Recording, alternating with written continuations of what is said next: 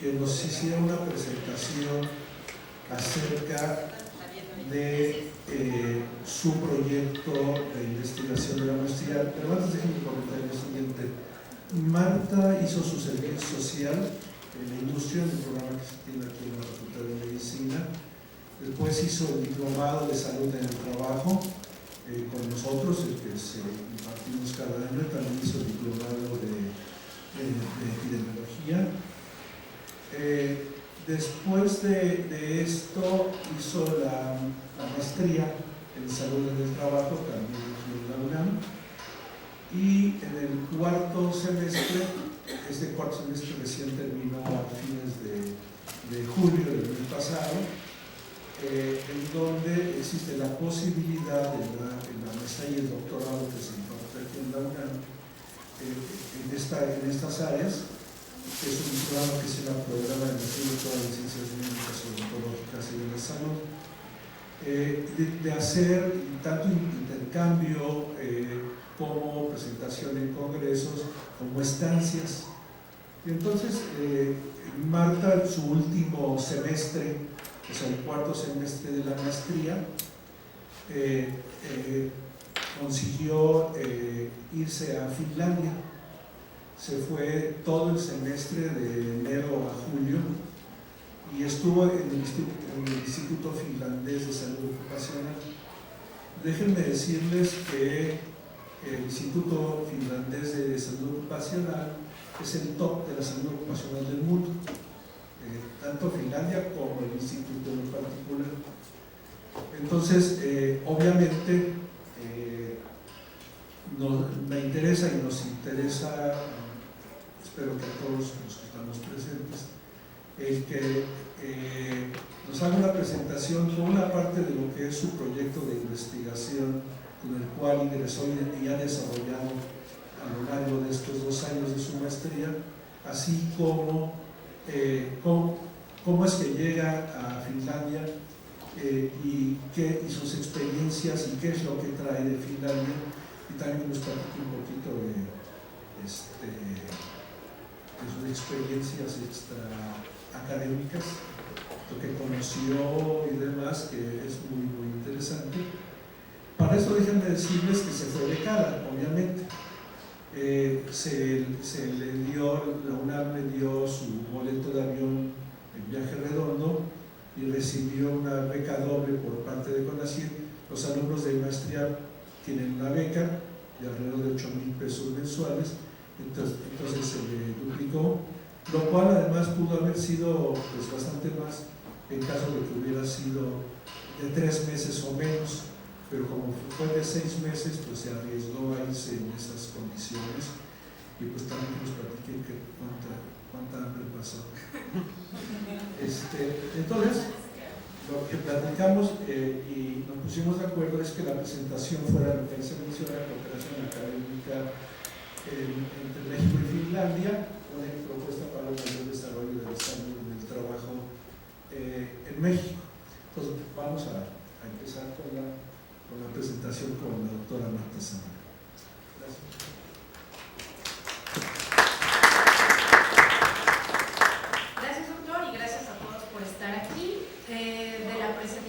Que nos acaba de dar el doctor, me gustaría además incluir una cosa. Hice todas estas preparaciones académicas, pero también fui a trabajar por un tiempo importante a la industria y a la realidad de la salud ocupacional. Estuve en una empresa de autotransporte donde la salud ocupacional estaba enfocada prácticamente a trabajadores administrativos, pero también teníamos a nuestro cargo de manera indirecta la salud de los conductores de esta compañía. Y también estuve en servicios de consultoría, especialmente en dormitorio biológico, que es de donde surge una de las más grandes inquietudes que le dieron forma al proyecto de investigación que realicé en la maestría. Y les comparto todo esto porque me parece, o la percepción que yo he tenido en la maestría, conociendo a muchos chicos que van directamente de la facultad al posgrado, de la facultad a la especialidad, es que nos falta ver esa realidad que nos permita enfocarnos a las verdaderas necesidades y a los verdaderos problemas que se tienen que resolver.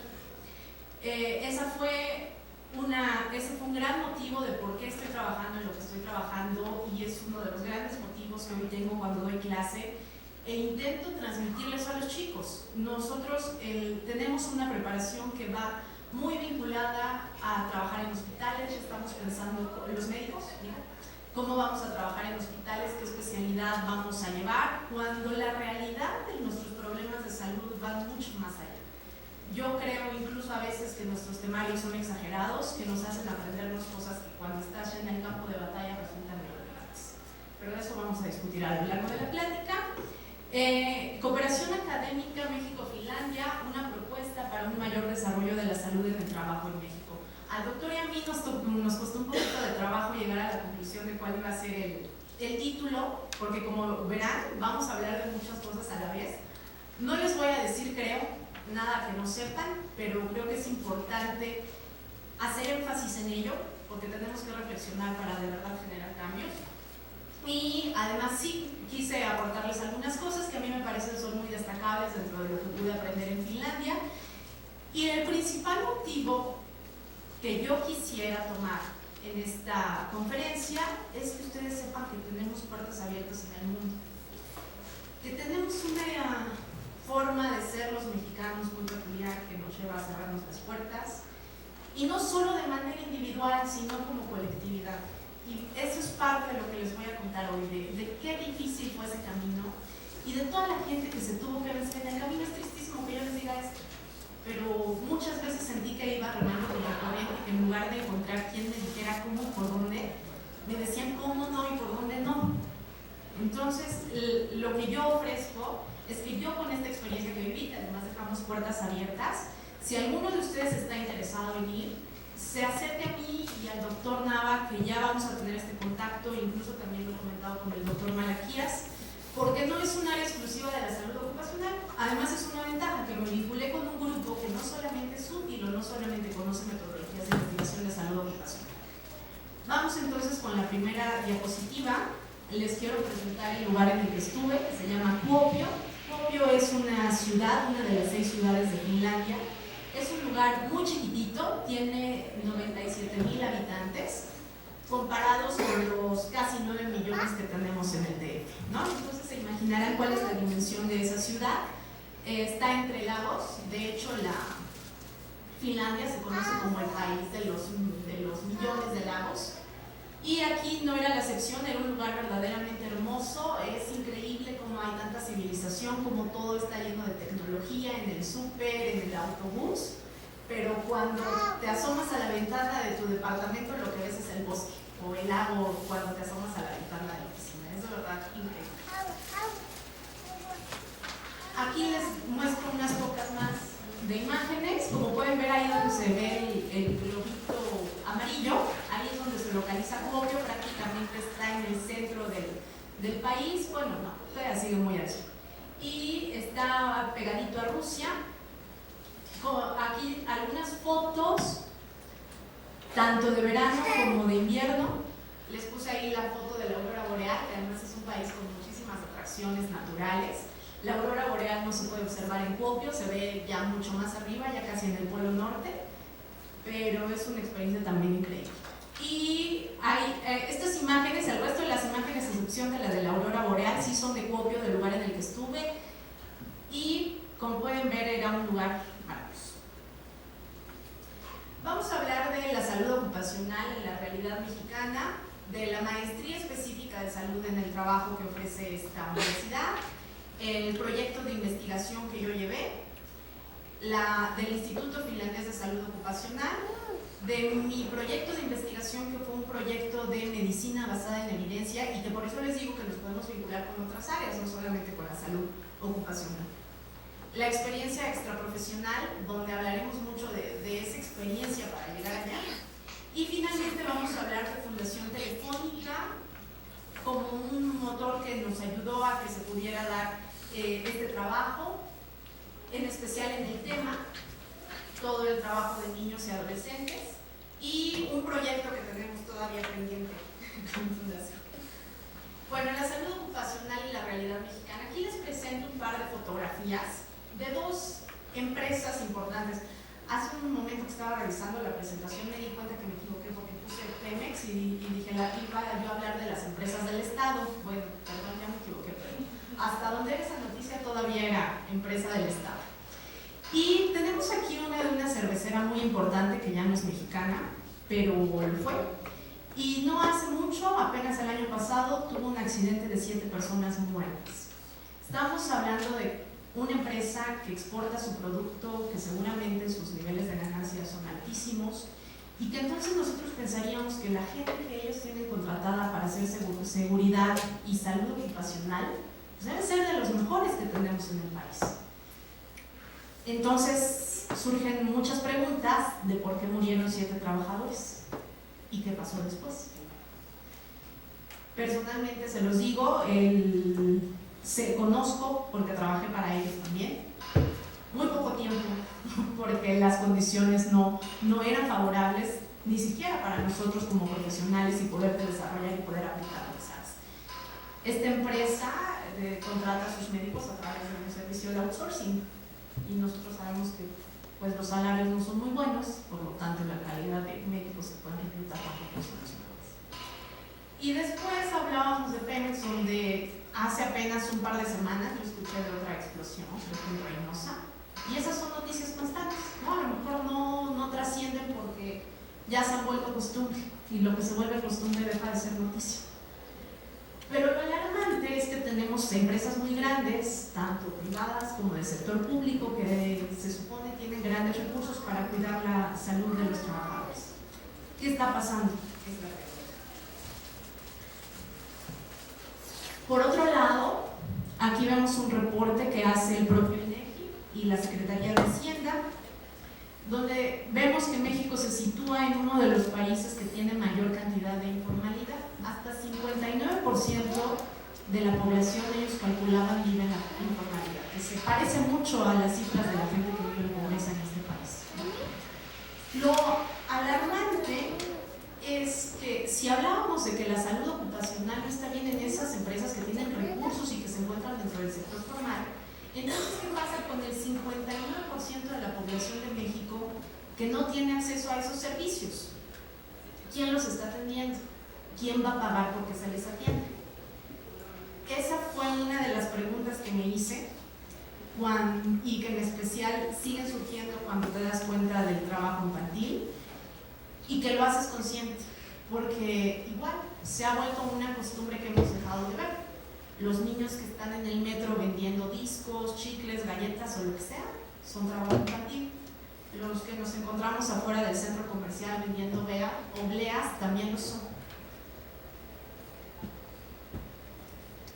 Y entonces yo me pregunto, cuando ya ahora, antes y después de la experiencia en Finlandia, ¿y en dónde está el Instituto Mexicano de Salud Ocupacional? Porque en Finlandia no hay uno, porque además, imagínense, ¿no? La población de ellos es infinitamente menor que la nuestra y tienen 5 sedes del Instituto Nacional, del Instituto Finlandés de Salud Ocupacional. ¿Cuántas tenemos en México? Ninguna, ¿no? Puede ser una realidad en México, lo necesitamos, tenemos los recursos, si no tenemos los recursos, podemos gestionar de alguna otra manera para atender a esa población. Yo creo que sí tenemos los recursos, en especial cuando estuve allá, ellos son un país súper pobre, todas sus...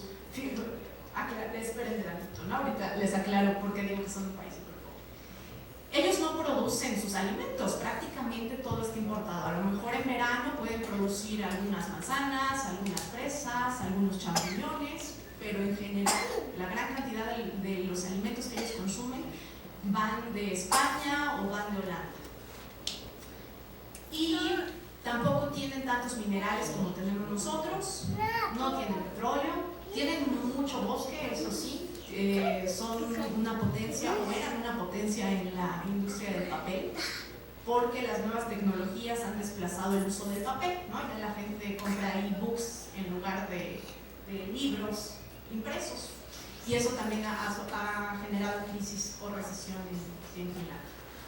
Entonces, vuelvo al punto, ¿qué pasa en México? No tenemos dinero para gestionar eso. México es un país pobre.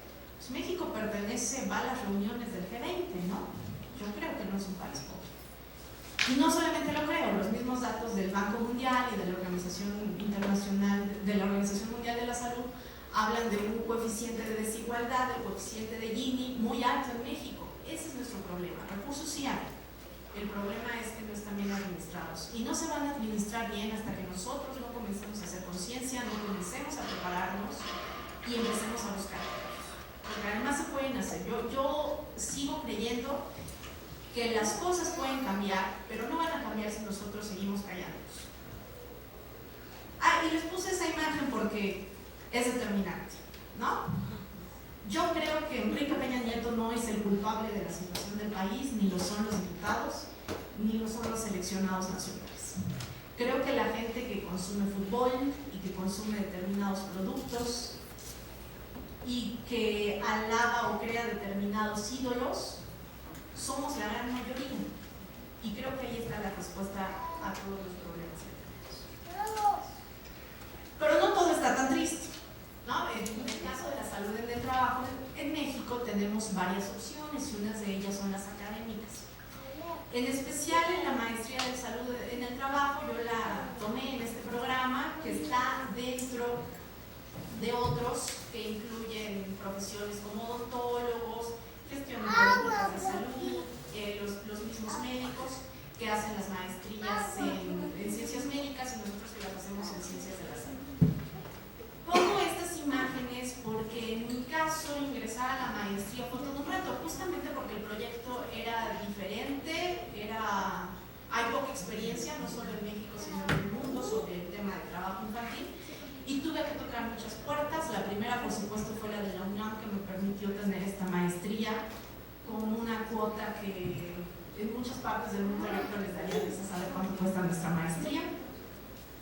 Y con el apoyo del CINESTAF, que también me ayudó para diversos procedimientos de muestras. Y finalmente una organización que está encabezada por la licenciada Vania Monterrubio, que además estoy muy contenta de que esté aquí, y que ella hace un trabajo maravilloso con personas y niños que viven en estas condiciones y que son parte de ese 59% que nadie quiere atender. Los tutores es un problema. Y aquí voy a hablar de cuáles son los retos que tenemos que vencer y que tenemos que trabajar. Mi tutor, que es el doctor Víctor Calderón, titular del Laboratorio de Bioquímica Médica del CINESTAF, que es un instituto de alta investigación del Instituto Politécnico Nacional, no estaba dentro de nuestra plantilla de tutores. ¿Qué significa esto? Que tenemos que empezar a vincularnos con otras instituciones. Y significa también que, antes de ir más lejos, yo fui la única alumna de salud en el trabajo de mi generación. Entonces ustedes se imaginarán por qué hay carencia de tutores, ¿no? Porque esto ha sido histórico. Esto también genera necesidad de profesores. Muchas de nuestras materias las tenemos que cubrir con otras de las maestrías en epidemiología, en gestión y políticas de salud. Y una de las razones también es porque nuestros profesores escasean. Es importante que empecemos a formarnos en el área, pero a vincularnos con los demás. El financiamiento, esa creo que es un área de oportunidad muy grande para la maestría, ¿no?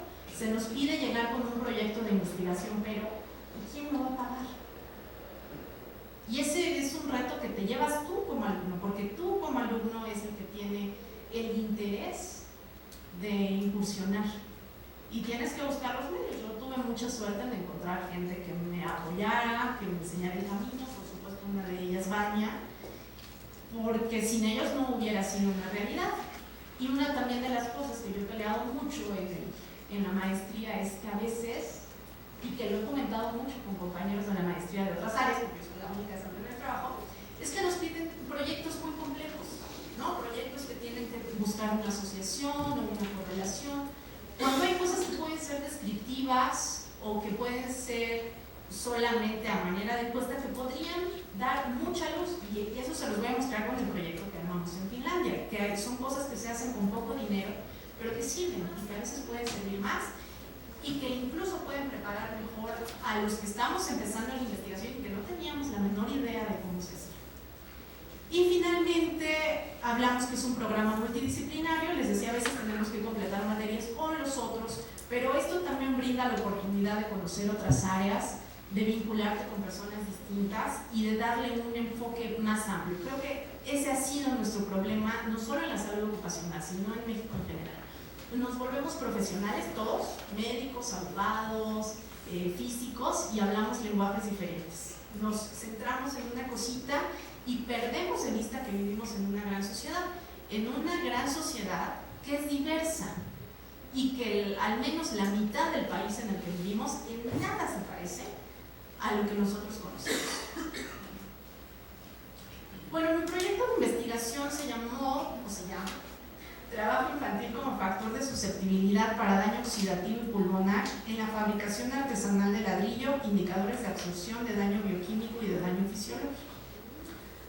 Aquí, este proyecto implicó muchas cosas. Primero, la inquietud de hacer trabajo infantil. Esa me surgió aquí justamente en un seminario, cuando el doctor invitó a la licenciada Victoria Cruz, que es la titular del proyecto para erradicación del trabajo infantil en la OIT en México. Y esa fue la petición que ella vino a hacer. No solamente nos vino a presentar qué era el trabajo infantil y qué es lo que ella había hecho, sino que decía, hoy estamos en un momento en que necesitamos tomar decisiones sobre cómo proteger esta población y generar políticas y bla, bla, bla, y no tenemos ninguna evidencia. Entonces, cuando los empresarios se tienen que defender, pues se defienden muy bien, porque nosotros no tenemos evidencia para decirles que eso le está causando daño a los niños, porque además sabemos que la enfermedad es multifactorial, ¿no? Y puede que no sea el trabajo, puede ser pues, porque el niño no come bien en su casa o enferma en su casa. Entonces tenemos que generar esa evidencia. Después hablamos de daño oxidativo. El daño oxidativo es un concepto absolutamente bioquímico, que fue entonces donde tuve que buscar el apoyo del CINVESTAT para poder trabajar al respecto. Y eso surge de la experiencia previa que yo tuve trabajando en un laboratorio que hace monitoreo biológico para diversas empresas y que también hace servicio de consultoría. A mí me pareció fantástico el monitoreo biológico porque además es un reto. Hay miles de sustancias que rastrear en el mundo y en la sangre y en el cabello y en la piel y en los pulmones de los trabajadores. Es muy caro y además es muy inespecífico, ¿no? Hoy estamos en un momento en que hace falta mucha investigación en monitoreo biológico porque las sustancias, la creación de ellas están avanzando de una forma acelerada que dudo que lo podamos alcanzar. Y el monitoreo biológico que hasta ahora existe puede ser todo y puede ser nada. Y después, aquí, indicadores de absorción de daño bioquímico y de daño fisiológico, también incluyó la elaboración de espirometrías que nos permitieran ver cuál era el daño que tenían los niños en la función pulmonar. Ese fue el proyecto de investigación. A mí, les voy a decir algo, me pareció muy pesado, de verdad muy desgastante. Había que visitar la comunidad, había que buscar recursos en los que mucha gente me ayudó. Bueno, los días que se hicieron las pruebas, toda la gente del centro comunitario que fueron aquí las vemos, Vania con todo su equipo, las maestras, los propios papás nos apoyaban, niños llorando tras tomarles las muestras, todos corriendo, los papás ya desesperados porque no avanzábamos rápido. Luego imagínense hacer espirometrías en niños, fue muy complicado y no hubiera sido posible sin el apoyo de toda esa gente que además nada tenía que ver conmigo. Yo nunca podría agradecer eso. Y bueno, después llevamos este proyecto de investigación en la maestría y yo siempre había tenido la inquietud de ir a ver cómo se hacen las cosas, donde dicen que se hacen bien, ¿no? Donde decían que se hacían bien. Y me puse a tocar muchísimas puertas, envié muchas cartas, le pregunté a mucha gente, fui innumerables veces al posgrado a preguntar cómo hacerlo, con quién, cómo, por dónde. Y bueno, al final fue una de las puertas la que se abrió, la del Instituto Finlandés. Además, dentro de esta gran vinculación que tenemos con otros proyectos o con otros programas, esta flexibilidad que permite la maestría, yo me metí a una clase de medicina basada en la evidencia, pero que era una clase para la maestría de ciencias médicas, para todos los especialistas. Esa materia la tomé del Instituto Nacional de Pediatría y me encantó, ¿no? Yo había escuchado a diestra y siniestra el concepto de medicina basada en la evidencia, tenía una vaga idea de qué era, pero cuando la conocí a fondo dije, bueno, esto me encanta.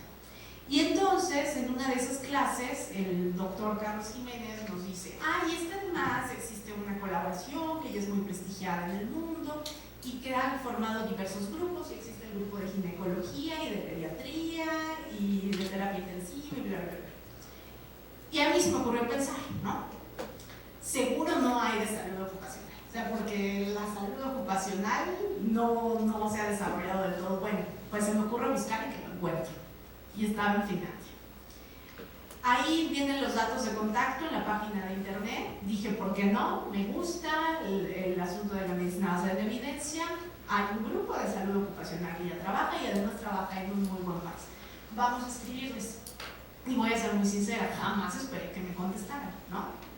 Creo que más tardé en escribirles cuando estaba la respuesta de vuelta. Y me dijeron que sí estaban interesados en que yo pudiera ir a trabajar con ellos, pero necesitaban platicarlo más a fondo. Yo necesitaba enviarles mi currículum, una carta de motivos y justificarles cómo podía yo llegar allá, porque además dicen, sí te recibimos, sí te enseñamos, sí no vamos a cobrar nada, pero no te podemos mantener aquí, tú tendrás que cubrir tus gastos.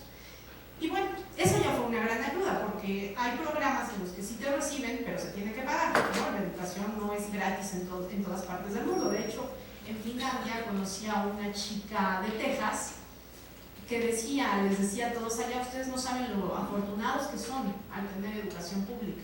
Y nosotros también, ¿no? En México, al tener una institución como esta que nos permite tener educación pública, y en Texas, un país de primer mundo, una mujer de primer mundo, decía que era lamentable que ella no pudiera estudiar en su país. Bueno, entonces una de esas respuestas fue el Instituto Finlandés. Cuando me piden la carta de motivos y el currículum, yo me apoyé en un amigo que desde la prepa él era muy brillante y se fue al MIT desde la universidad, y le dije, oye, Joel, ayúdame porque me pidieron un currículum académico y yo no tengo ni idea de qué significa eso. Y él me dijo, te voy a enviar una copia del mío y pues tú haces lo mismo, ¿no? Tomas una muestra. Bueno, pues yo me quería morir porque el currículum de él tenía como 20 páginas y tenía estancias de verano y miles de artículos publicados y congresos y demás. Bueno, ya hice el mío como pude, que en realidad creo su mayor contenido más que académico era laboral, porque como les digo, yo me fui a trabajar antes de hacer la maestría. Y sorprendentemente pues me aceptaron, ¿no? Dijeron, sí, obviamente después de la carta de motivos, después de leer los resultados de los exámenes, me hicieron exámenes en línea de cosas pues básicas, sobre todo para la investigación en revisiones sistemáticas, y decidieron aceptarme. Ya a partir de ese momento ya empezó a ser un verdadero martirio el trámite, porque había que conseguir muchas cosas, visa, ¿cómo se llama esto? El seguro de gastos médicos, las cartas para responder a la embajada y para responder al instituto, y de eso quiero hablar al final, lo vamos a dejar al final, pero al final ahí estuve. Y aquí les traigo una presentación del Instituto Finlandés de Salud Ocupacional, aquí es por sus siglas FIO, y vemos cómo se organiza. A veces, cuando yo me iba a ir a Finlandia, o incluso ahora que he regresado, todo el mundo dice, es que existe un país socialista. Y a veces incluso la gente utiliza el término socialista como despectivo, ¿no? Pues yo no le vi nada de socialista a Finlandia, ¿no? En Finlandia hay restaurantes, hay McDonald's, hay toda clase de marcas. Y creo que aquí la organización del instituto refleja gran parte de eso. Dice áreas de actividad y lo primero que ponen es servicios al cliente. O sea, yo creo que en un país socialista no estaríamos pensando en el cliente. Y ellos de verdad aquí piensan en el cliente como alguien que les va a pagar, porque esa es la principal función del Instituto Finlandés de Salud Ocupacional. Ellos funcionan como una consultoría que es una empresa estatal, pero trabaja para las empresas privadas y les hace los exámenes de ingreso a sus trabajadores y les hace espirometrías y también evalúa las condiciones de iluminación en los centros de trabajo, diseña planes de salud organizacional. Es una gran consultoría y es un gran negocio, de tal forma que si quiebran las empresas, quiebra también el instituto, porque aunque tiene una partida gubernamental para sostenerse, es en realidad mínima, es un instituto que funciona y se mantiene en pie por sí solo.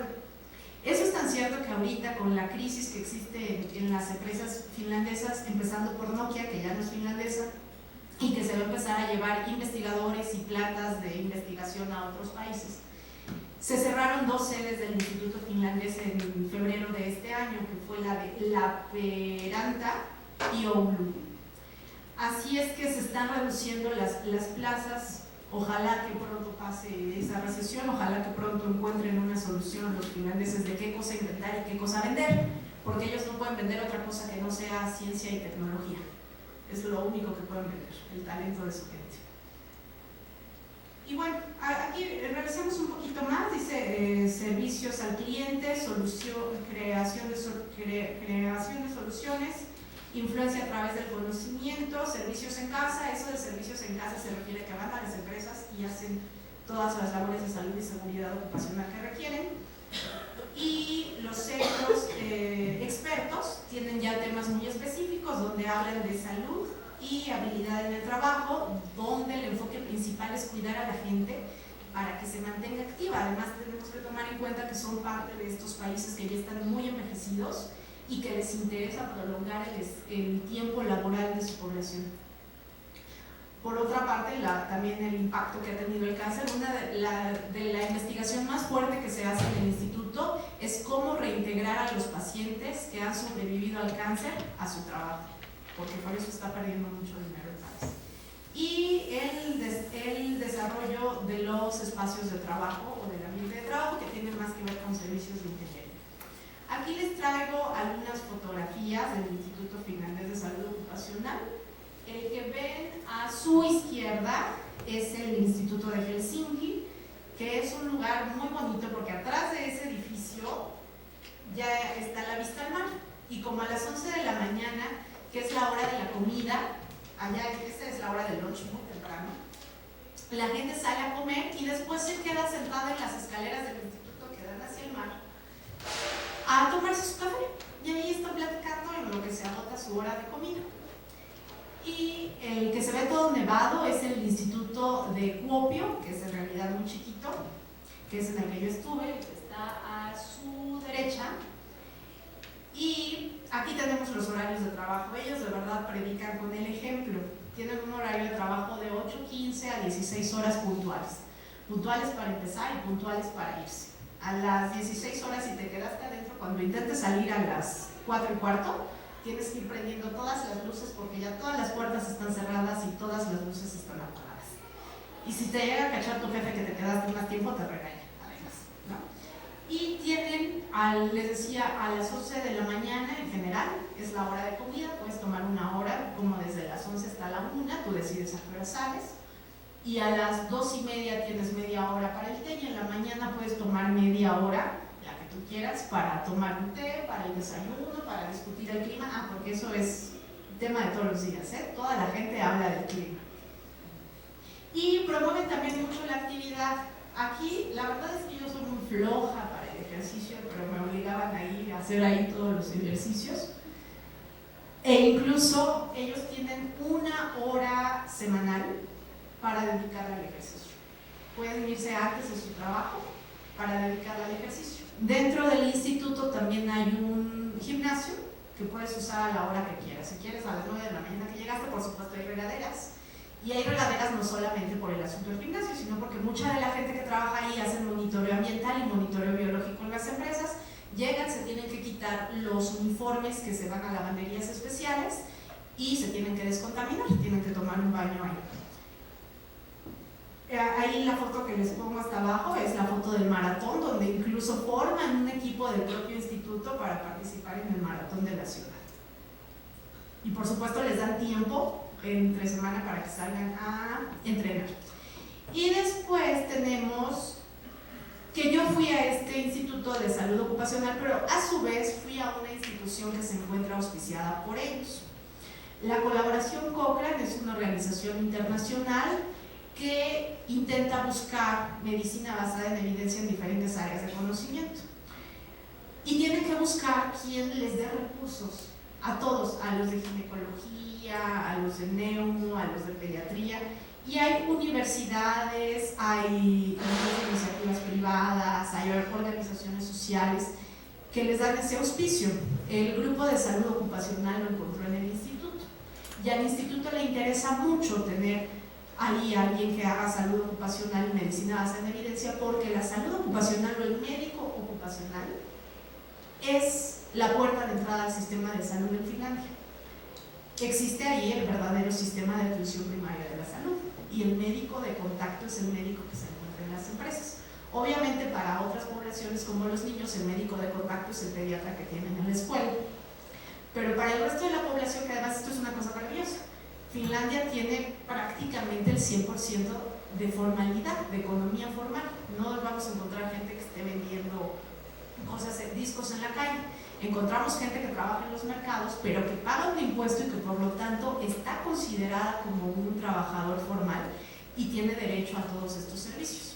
Entonces, cuando alguien se enferma en Finlandia, a la primera persona que visita es al médico del trabajo.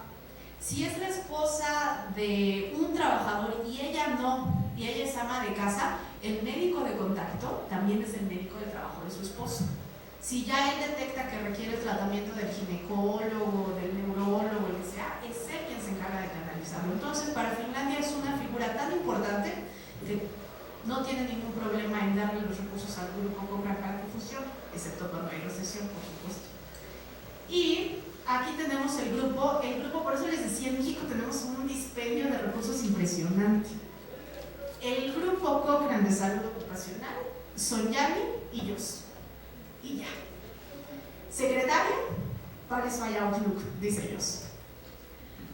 ¿Necesitan alguna otra colaboración que no puedan hacer? Lo piden con alguien más del instituto y además todos colaboran. Ellos fueron los que me aceptaron.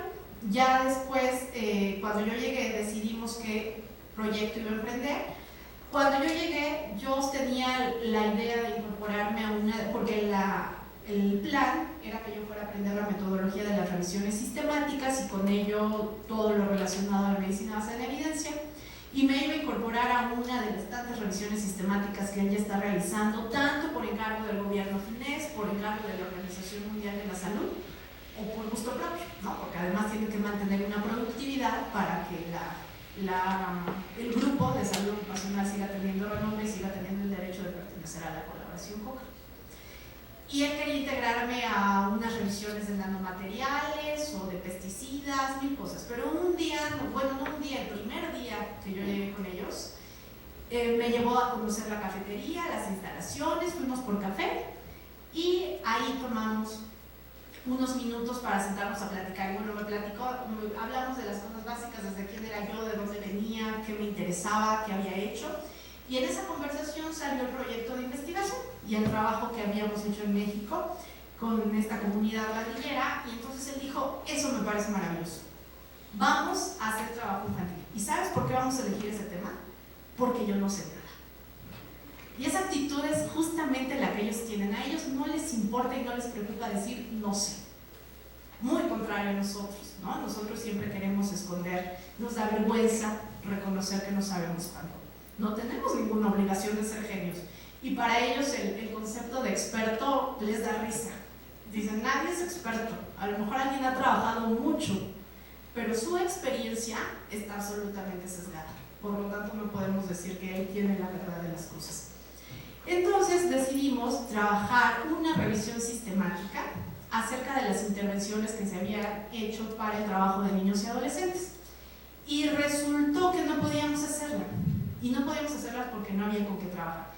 La materia prima para hacer una revisión sistemática, que es un tipo de estudio que incluye análisis matemáticos y estadísticos para decir que alguna intervención sirve o no sirve, su materia prima son artículos de investigación previos que hayan evaluado o que hayan puesto en práctica esas iniciativas. Y cuando nos pusimos a buscar qué habían hecho para cuidar la salud de niños y adolescentes, pues encontramos nada. Y encontramos nada para empezar porque es ilegal, ¿no? En el mundo, en el discurso y en las constituciones y en las leyes es ilegal el trabajo infantil, pero es una realidad en las calles, no lo podemos negar. Entonces, yo decidimos que íbamos a darle un giro a esa metodología de revisiones sistemáticas e íbamos a hacer otra cosa que se llama Scoping Review. y ella nos permite ver cuál es el alcance de la investigación que se ha realizado en el campo. Y encontramos que la investigación que se ha realizado en el campo es diversa, y además, ¿qué creen? ¿En dónde creen que está hecha esa investigación? ¿Dónde hay trabajo infantil? En la India, sí, es interesante. En Asia, de hecho Asia son los países que tienen los índices más altos de ocupación infantil, pero sorprendentemente la gran cantidad de la información que hemos encontrado proviene de Estados Unidos. Estados Unidos ha investigado mucho, pero además está sesgadísimo, porque ha investigado mucho para agricultura, y los niños no solo trabajan en la agricultura.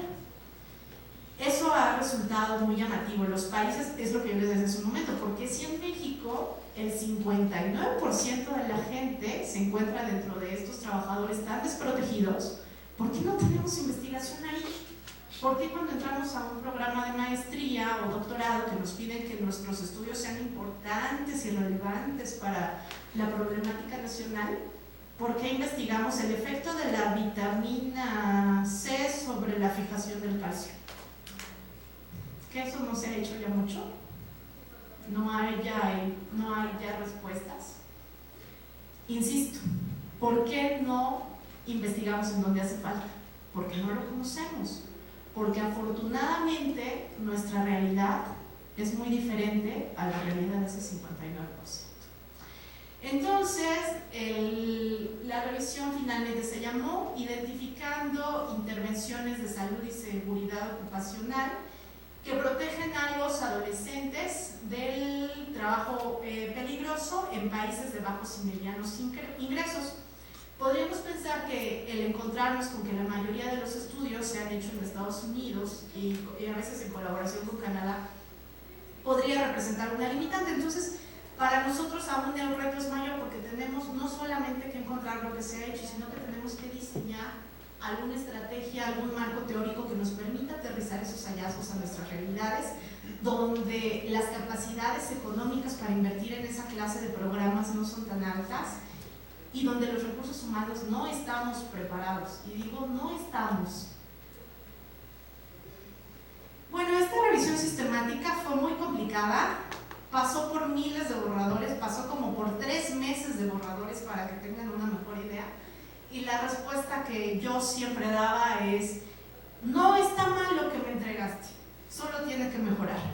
Todas las hojas tenían anotaciones en todos lados, pero solo tenía que mejorar. Y aquí tenemos tuvimos que distinguir entre dos conceptos importantes que existen en trabajo infantil y que también nos hablan de la apertura que existen en las culturas anglosajonas. Ellos dividen, no hay una traducción exacta para el español, pero lo dividen en child work y child labor. Y child work es una clase de trabajo que ellos aceptan y que es muy frecuente. Incluso ahora, cuando llega el verano en estos países, tú ves a chicos que se ven muy bien vestidos y muy bien alimentados, que en el verano son chicos como de 14, 16 años, están limpiando los vidrios, los de abajo, no crean que están con arnés ahí exponiéndose, los vidrios o podando las jardineras de los parques, y que son chicos que el Estado contrata o las mismas empresas contratan durante el verano para darles trabajo, porque para ellos es una cuestión muy dignificante que los chicos puedan adquirir experiencia y puedan ganar dinero.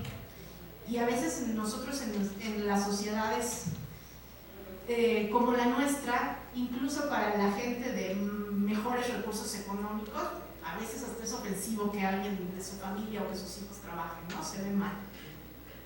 Allá no pasa así, por eso se distinguen esas dos formas de llamar al trabajo infantil. Y nosotros vimos que el problema del trabajo infantil, ya sabemos, ahora además estamos en una moda de los determinantes sociales de la salud, y sabemos que el problema tiene raíces muy profundas, que desde la salud ocupacional, con esa visión unicausal y centrada en un solo punto, no vamos a resolver gran cosa. Tenemos que tomar en cuenta todo el resto del problema, y que eso incluye muchas esferas de acción, como podemos ver en este esquema. Finalmente vimos cómo esto entraba dentro de las políticas de salud, y en esas políticas de salud además identificamos a estos dos grandes sectores de los trabajadores, aquellos que están en la economía formal y los que se encuentran en la economía informal. Y de esos vemos cómo hay un punto en el que se intersecta una pequeña proporción muy chiquitita, que es la que se encuentra en azul. Y ese era justamente el objetivo, esa era nuestra población meta. Es muy chiquita. ¿Por qué si es tan chiquita es importante? Porque además cuando nosotros presentamos un proyecto de investigación dicen, no, tiene que tener un alto impacto, ¿no? Si no, no vale la pena. Pues vale la pena por una simple y sencilla razón, porque estos niños son la futura fuerza laboral. Si ellos no llegan bien a la edad adulta y tenemos una población envejecida, entonces la pregunta es, ¿quién va a trabajar? ¿Quién va a producir? Dentro de las intervenciones que nos pusimos a buscar, las clasificamos en 3 grandes grupos y que nosotros llamamos las, creo que en el título dice, ¿no? Primary, pues no, ahorita lo veo. No, eso lo tenemos que corregir en el final. Intervenciones primarias de salud ocupacional. Cuando nosotros situamos el problema del trabajo infantil en este ámbito tan amplio, nos vamos a dar cuenta que las intervenciones pueden ser diversas y que se han hecho muchas, ¿no? México, el gobierno federal pasa muchos comerciales de que firmó el convenio 132 de la OIT y que fueron a la convención de no sé dónde y bla, bla, bla. ¿Y esas intervenciones en qué se traducen? En nada. Hay mucha publicidad, se habla mucho de que los niños ya están protegidos, las leyes, que la Ley Federal del Trabajo ya tiene especificado un listado de los trabajos que son permitidos y no, y a qué edades. ¿Y en qué se traduce? En nada. Entonces, por eso nosotros decidimos trabajar en una cosa que llamábamos intervenciones primarias de salud ocupacional, y eso significa las que están de verdad en el campo de batalla, las que pueden generar cambios. Y dentro de las ambientales, creo que es una clasificación con la que todos están familiarizados, incluye todo aquello del medio ambiente donde los chicos trabajan y que puede dañar su salud. Dentro de las intervenciones en la actitud o cambios de conducta, incluimos todo lo que pueden hacer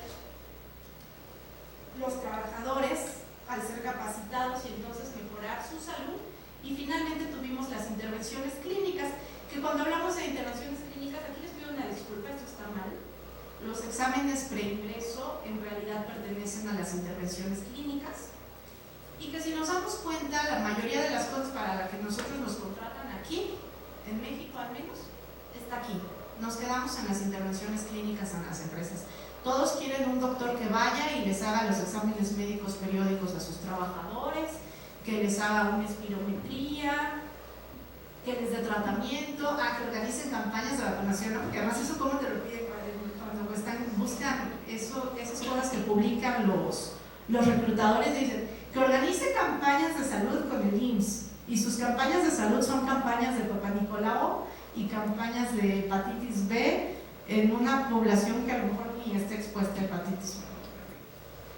Entonces, esas son las intervenciones clínicas de donde nosotros tenemos que saltar a dar intervenciones en cambios de conducta, y esto es mucho de lo que se ha hecho en las intervenciones de trabajo infantil, educación y entrenamiento.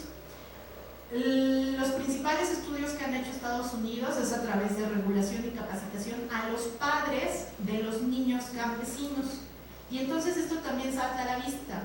Esto no es fácilmente aplicable a los países de bajos y medianos ingresos, porque la realidad de nuestro campo, los papás no son los patrones de los niños. Las familias mexicanas no poseen una granja. Las familias mexicanas son jornaleros temporales que están viajando todo el año a través del país y están cayendo en manos de no sé quién. Entonces, bueno, aquí y finalmente las ambientales, donde hablábamos de cambios técnicos, modificaciones en el sitio de trabajo, visitas al sitio de trabajo y aplicación de la legislación, que aquí también tiene mucho que ver con los inspectores del trabajo, que de sobra sabemos que en México son insuficientes. Y no solo eso, sino que la capacitación para atender problemas de trabajo infantil está complicada. Se ha avanzado en el proyecto que tiene la OIT en México, ha capacitado a los inspectores de la Secretaría de Trabajo y Previsión Social en estos temas que son tan sensibles, pero aún hace falta mucho. Y aquí les cuento un poquito de qué es lo que estamos buscando. Intentamos buscar cuál de este tipo de intervenciones se ha realizado en los niños y adolescentes trabajadores en donde se ha hecho investigación, cuáles son el tipo de resultados que se han obtenido. La mayoría de tipos de resultados los encontramos acá, que en realidad son resultados del proceso. No estamos obteniendo nada de lo que en realidad puede cambiar la situación. No hay un impacto en la disminución de enfermedades y accidentes de trabajo. Todo están viendo de, sí, les dimos un curso y sí mejoró su conocimiento sobre los riesgos que corren los niños en el trabajo. Pues sí, pero ese no es el fin. El fin debe ir más allá. Entonces la idea de la revisión es generar todas estas propuestas que van a decir lo que no está bien hecho, lo que se necesita y lo que urge para generar una buena intervención. La idea es que obteniendo los resultados de esto, además somos muy afortunados, la directora de la Organización Internacional del Trabajo para la Erradicación del Trabajo Infantil, Susan Gon, vio nuestros resultados, vio el proyecto que estamos llevando y está interesada en que le representemos esa propuesta final de cómo vamos a traducir lo que se ha hecho en estas intervenciones para generar una intervención que apueste por ser la más efectiva con medicina basada en evidencia, para que ellos puedan dirigir recursos a que se lleve a cabo esta investigación. Por supuesto, ellos decidirán cuál es el lugar más apropiado y a dónde van a dirigir esos recursos. Pero creo que esa es la gran satisfacción, ¿no? Que estamos haciendo un trabajo que puede tener una aplicación final. Un trabajo que no requirió otra cosa más que tiempo y artículos, investigaciones que ya estaban hechas. No hubo necesidad de buscar más dinero. Entonces, yo me pregunto hoy, si hoy yo llegara a la maestría a decir que voy a hacer, y no de salud en el trabajo, de cualquier área, si yo llegara a decir que mi proyecto de investigación es una revisión sistemática, a mí me gustaría saber si me aceptarían. Si no pondrían el pretexto de es que tiene que ser trascendente y es que tienes que ir a trabajar a campo y en fin. Porque además esa es la propuesta, ¿no? Que ya que tenemos un vínculo abierto, se puede hacer un